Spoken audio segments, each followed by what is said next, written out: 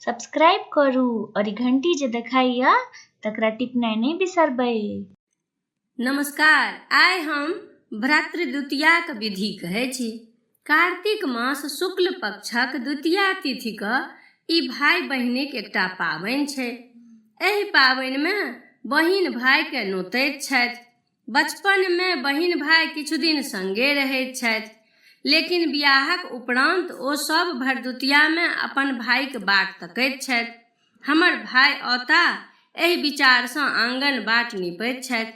एहन कहै छै जे नीपल पर भाइ पैर रखता तऽ पैरमे धरतीक ताप नहि लगतनि।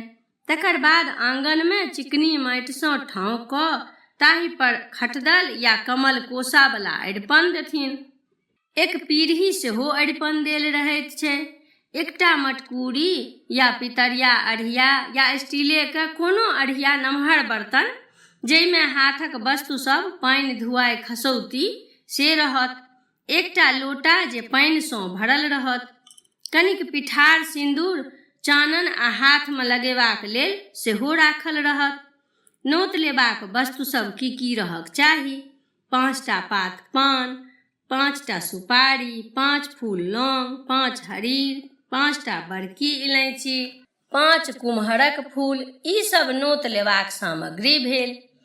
एक थारीमे भाइक लेल जलपान सेहो सजा कऽ राखी। ओहि जलपानमे मखान, औंकरी, फल, मिठाइ जतेक आ जे भाइके पसन्द होनि से सब वस्तु राखी। सबसँ पहिने एकटा मखानक किर्री खुअबियनि।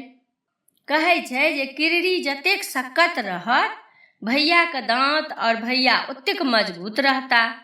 आब नोत लेबाक विधि।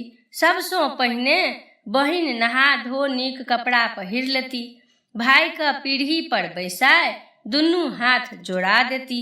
कपार पर चानन ठोप करती आ हाथमे फूल पान सब जे रखने छथि से सब दऽ देथिन आ लोटासँ जल खसबैत सब पुनः अढ़ियामे खसौती।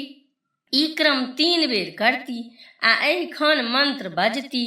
जमुना नोतथि जमके, हम नोती अपन भाइके, जतेक जमुनाक धार ततेकटा हमर भाइक आयु। ई 3 बेर नोत लेबा काल 3 बेर बजती। और नोत लेलाक बाद भाइके हाथ नीकसँ धुआ कऽ पोछि देथिन और बैसक देथिन। बैसा कऽ मनपसन्द खाना पीना खुआ भाइके विदा करैत छथि। भाइ सेहो अपन बहिनके किछु ने किछु जरूर दैत छथिन उपहार स्वरूप। आजुक दिन यमराजक आशीर्वाद अछि। जे किओ एहि तरहेँ नोत लेती से सदा सुखी रहती आ हुनका जमलोकक दर्शन नहि हेतनि। तऽ ई भेल भ्रातृद्वितीयाक विधि। धन्यवाद।